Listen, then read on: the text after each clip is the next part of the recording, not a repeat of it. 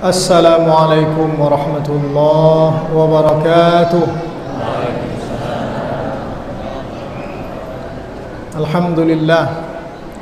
Alhamdulillahi wa kafa, wassalatu wassalamu ala nabil mustafa.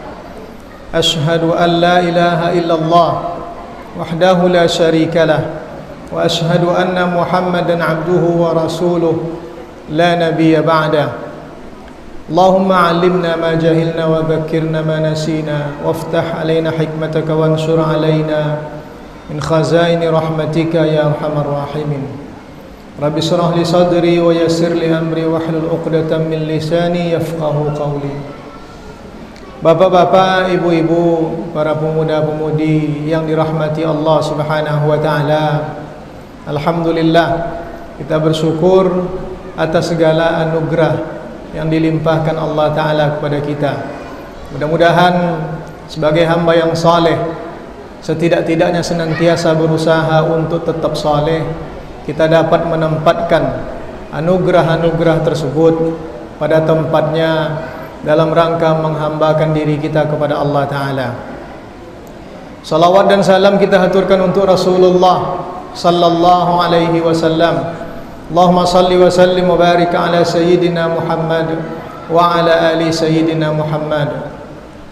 Di dalam salah satu riwayat dari Imam Baihaqi, ketika beliau berbicara tentang fadailul awqat, keutamaan waktu, beliau meriwayatkan sebuah hadis di mana Rasulullah sallallahu alaihi wasallam mengatakan, "U'tiyat ummati fi syahri ramadhana khamsan lam yu'tahunna nabiyyun qabli."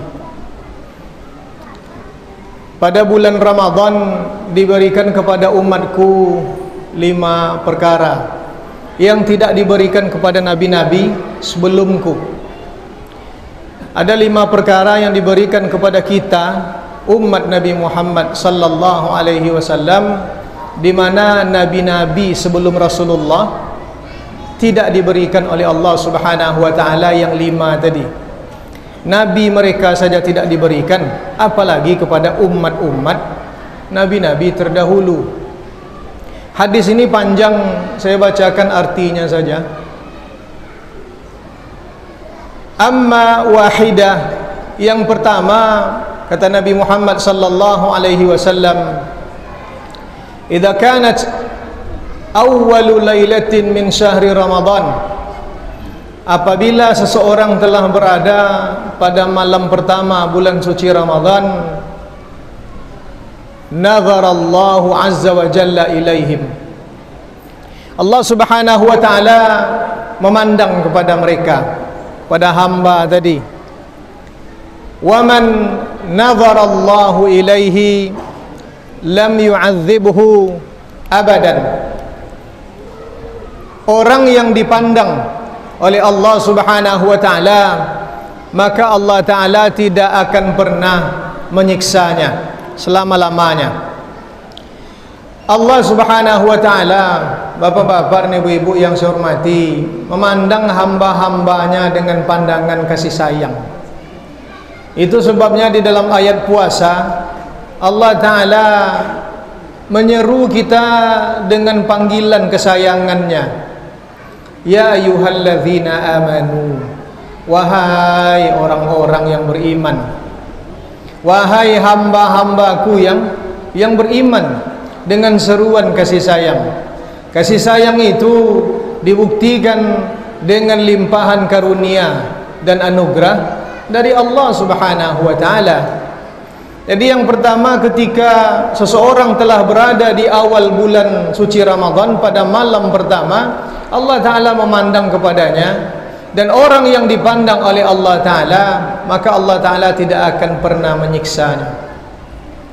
Yang kedua, la khalufu fammis saimi atyabu 'indallahi min rihil misk. Berubah bau mulut orang-orang yang berpuasa. Dalam satu riwayat ini riwayat Imam Baihaqi, tapi dalam satu riwayat diriwayatkan oleh Imam Ahmad ibn Hanbal, hina yumsuna, ketika mulai hari mulai petang, berubah bau mulut orang-orang yang berpuasa, atyabu indallah, lebih disukai oleh Allah Subhanahu wa taala min rihil misk, daripada aroma misk, harum-haruman, wangi-wangian kasturi. Di sisi kita bau mulut tersebut tidak sedap, tapi di sisi Allah Subhanahu wa taala ternyata itu lebih baik, lebih harum daripada wangi-wangian. Jadi permasalahannya jangan nilai baunya itu, tapi nilai di sisi siapa. Bau itu menjadi luar biasa. Tak makan dia dari pagi harinya, ditahannya lapar, ditahannya dahaga, kosong perutnya. Jangan-jangan sahur tadi hanya seteguk air dan 3 butir atau 5 butir kurma, atau sepotong roti dan segelas air, sampai dia merasa lelah di siang harinya. Ketika hari mulai petang, maka bau mulutnya itu sudah berubah. Karena bau mulut kita, bapak-bapak dan ibu-ibu, itu sebenarnya bukan dari mulut kita, tapi dari perut kita. Jadi apa yang kita makan, itulah bau yang akan keluar. Ulama-ulama kita, orang-orang arif, kita contohkanlah Imam Nawawi yang selalu disebut-sebut namanya, itu kalau sahur hanya sepotong roti dan setengah gelas air. Berubah bau mulut orang yang puasa itu lebih disukai Allah Ta'ala daripada aroma kasturi di sisi Allah. Jadi yang perlu kita yakini di sisi Allahnya itu. Orang mau merasa tidak sedap, itu urusan mereka, karena masing-masing punya bau yang tidak sama. Itu yang kedua. Yang ketiga, tastaghfiru lahumul malaikatu fi kulli yaumin wa lailah. Setiap hari seluruh malaikat, para malaikat Allah Subhanahu wa taala memohon ampunan untuk orang-orang yang berpuasa tadi. Setiap harinya 24 jam. Malaikat itu hamba-hamba Allah yang tercipta dari cahaya. La ya'suna ma amara Allah, tak pernah mereka durhaka kepada Allah. Kalau manusia yang meminta ampun untuk kita, mungkin manusia pernah bersalah, manusia pernah berdosa. Tak ada kita ini yang suci, bapak-bapak dan ibu-ibu. Tak ada kita yang luput dari kesalahan. Baik itu kesalahan mata kita, kesalahan telinga kita, kesalahan mulut dan lidah kita. Apalagi dosa kita kok banyak dari lidah gitu, dosa kita kok banyak dari kata-kata kita. Kini kata-kata itulah berganti dengan tulisan-tulisan di media sosial. Itu tetap dosa lidah, menghardi orang, mencaci maki orang, mengumpat orang, menyalah-nyalahkan orang. Itu walaupun dia tulisan, tapi yang dihisap itu adalah lidah seseorang. Malaikat tak pernah berdosa. Kalau kita yang meminta ampun, boleh jadi ayat itu tidak didengar Allah. Tapi ketika malaikat yang meminta ampun kepada Allah Ta'ala untuk kesalahan orang-orang yang berpuasa, tak ada hijab di antara malaikat dan Allah Subhanahu wa Ta'ala. Itu yang ketiga. Yang keempat, Allah Subhanahu wa Ta'ala berkata kepada surganya, bercakap Allah Ta'ala kepada surganya, ista'iddi wa tahayyai. Hei, wahai surgaku, bersiap-siaplah engkau, bersiap-siaplah engkau, wa tahayyai wa tazayyani, berhiaslah engkau. Kenapa? Hamba-hambaku sebentar lagi akan sampai kepadaku. Sudah letih mereka menahan dahaga mereka, menahan lapar mereka, keringat yang mengucur tapi tak diganti oleh air di siang harinya. Mereka lelah, mereka letih. Imbalan yang berhak mereka dapatkan adalah surga Allah Subhanahu wa Ta'ala. Makanya Allah menyeru kepada surganya, ista'iddi wa tazayyani, siap-siap, berhiaslah engkau. sebentar lagi hamba-hambaku akan sampai kepada dari wa karamati, kemuliaanku, akan hidup bersama denganku. Itu sebabnya bapak-bapak dan ibu-ibu, ada ulama itu yang mengatakan kalaulah kematian itu bisa dibeli, akan ku beli. Kalaulah kematian itu boleh ku minta, akan ku minta kematian itu. Kok ada orang yang menjual kematian dan boli ininya? Bukan karena dia mau mati, enggak, karena mati itulah pintu untuk hidup bersama dengan Allah di alam yang lebih kekal, di alam yang lebih nyata daripada sebatas kehidupan dunia yang fana ini. Bersiap-siaplah engkau wahai surgaku, berhiaslah, karena hamba-hambaku akan memasuki engkau, akan menghunimu. Itu perintah Allah subhanahu wa ta'ala. Itu yang keempat. Yang kelima, idza kana akhiru lailatin, apabila kelak telah berada di akhir malam, di penghujung malam bulan suci Ramadan, ghafarallahu lahum jami'a, Allah subhanahu wa ta'ala mengampuni dosa mereka semuanya, tanpa terkecuali. Bertanya sahabat, Rasulullah, apakah itu Lailatul Qadar? Apakah malam Lailatul Qadar Rasulullah? Apa kata Nabi Muhammad? La, bukan malam Qadar, tapi akhir malam. Apakah kalian tidak melihat orang-orang yang bekerja? Alam tara ilal ummal, tidakkah engkau melihat orang-orang yang bekerja? Kalau sudah sampai selesai pekerjaannya, akan disempurnakan upah mereka, akan dibayarnya upahnya. Contoh itu juga Allah Ta'ala. Kalau lah berada di akhir Ramadan, diampuni dosa-dosa kita. Bapak-bapak dan ibu-ibu yang saya hormati, itu sebabnya puasa memiliki kontribusi dalam membangun karakter takwa seseorang. La'allakum tattaqun. Ya ayyuhalladzina amanu, wahai orang-orang yang beriman, kutiba alaikumusiyam, difardukan atas kalian berpuasa, kama kutiba alal ladzina min qablikum, sebagaimana juga atas orang-orang sebelum kalian. Apa gunanya? La'allakum tattaqun. Sebahagian ulama ini yang pernah di pondok pesantren, sebagian ulama mengi'rab kalimat la'allakum tattaqun itu la'allakum tattaqun maf'ul li ajlihi. Kutiba alaikumusiyam, diwajibkan atas kalian puasa. Untuk apa? La'allakum tattaqun, agar kalian menjadi orang-orang yang bertakwa. Bukan semoga kalian bertakwa, enggak. Nah, itu artinya no. Itu bukan tamanni artinya. Artinya bukan mudah-mudahan kalian bertakwa, bukan, tapi kalian pasti bertakwa.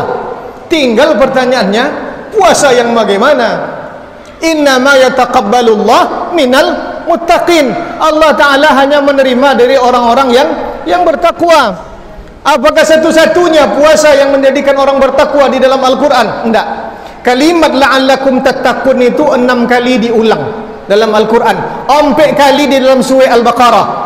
Dalam ayat lain Allah mengatakan, ya ayuhan nasu ubudu rabbakumul ladzi khalaqakum wal ladzina min qablikum la'allakum tattaqun. Ubudu rabbakum, sembah Tuhan kalian, sembah Tuhan kalian. Tapi itu bersifat umum. Tidak ada satupun ibadah di dalam agama kita yang tidak menghasilkan takwa. Tidak ada orang. Salat takwa, puasa takwa, zakat takwa, haji takwa, zikir takwa, sedekah takwa, lain-lainnya itu berbuah takwa.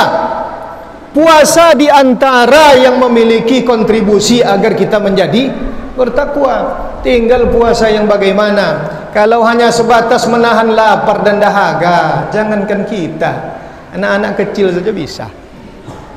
Jangankan kita, kalau sebatas tidak minumnya dari pagi sampai terbang 6 matahari, orang-orang yang tidak muslim pun bisa. Uang-uang yang tidak beragama pun bisa. Tahan deh, malah hendak makan, tidak minum berminggu-minggu. Apakah itu yang puasa yang diminta? Tidak, bapak-bapak dan ibu-ibu. Itu namanya puasa zahir namanya. Puasa dalam ilmu fikih, imsakun an jami'il muftirat, menahan diri dari segala sesuatu yang membatalkan. Kalau menurut mayoritas ulama, yang membatalkan itu ya makan minum dengan sengaja, menahan nafsu pawi, menahan syahwat, itu yang membatalkan menurut ulama-ulama fikih.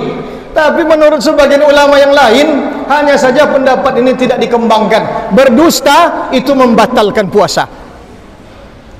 Riba membatalkan puasa. Bagunjiong nu membatalkan puasa. Mengucapkan kata-kata yang kotor membatalkan puasa. Memandang kepada yang haram membatalkan puasa. Hanya saja pendapat itu tidak dikembangkan di masyarakat kita. Kalau sempatlah pendapat itu yang dipakai abi mengqadha balako gitu agaknya. Ndak ada yang sempurna 30 hari ada mengqadha sesodo gitu agak. Bercakap seketik, beronca dengan duto, memandang seketik, memandang kepada yang tidak halal untuk inya, mendangunya kata-kata nillah dah jangan masuk, menzalimi orang lain dengan perbuatannya. Tapi oleh mayoritas ulama membatalkan puasa yang wajib diqadha sesudah itu an jami'il muftirat yang saya sebutkan tadi. Puasa yang seperti itu bapak-bapak dan ibu-ibu semua kita bisa melakukannya. Menahan diri dari lapar, menahan diri dari dahaga, seluruh kita bisa melakukannya. Yang berat itu puasa, lahir kita puasa, batin kita juga puasa. Itu sebabnya Allah Subhanahu wa taala menyebut kalimat puasa itu diakhiri dengan la'allakum tattaqun. Bulan Ramadan ini bulan di mana anugerah, limpahan karunia, rahmat, taubat melimpah dari sisi Allah Subhanahu wa taala. Maka saya mengajak kita bersama-sama untuk memperbanyak taubat kita. Taubatan nasuha. Bayangkanlah, andai kata Allah Ta'ala hanya membuka pintu taubat 2 kali setahunnya. Bayangkan, andai kata Allah Ta'ala membuka pintu taubat 2 kali sebulannya, atau Allah Ta'ala membuka pintu taubat itu pada waktu-waktu tertentu yang belum tentu kita akan sampai umur kita pada waktu itu. Kok dibuatlah di Allah Ta'ala macam itu deh malang gitu. Tapi apa kok macam itu dibuat dia? Enggak. Setiap hembusan nafas kita, setiap detak jantung kita, setiap kerlipan mata kita, pintu taubat selalu terbuka untuk kita.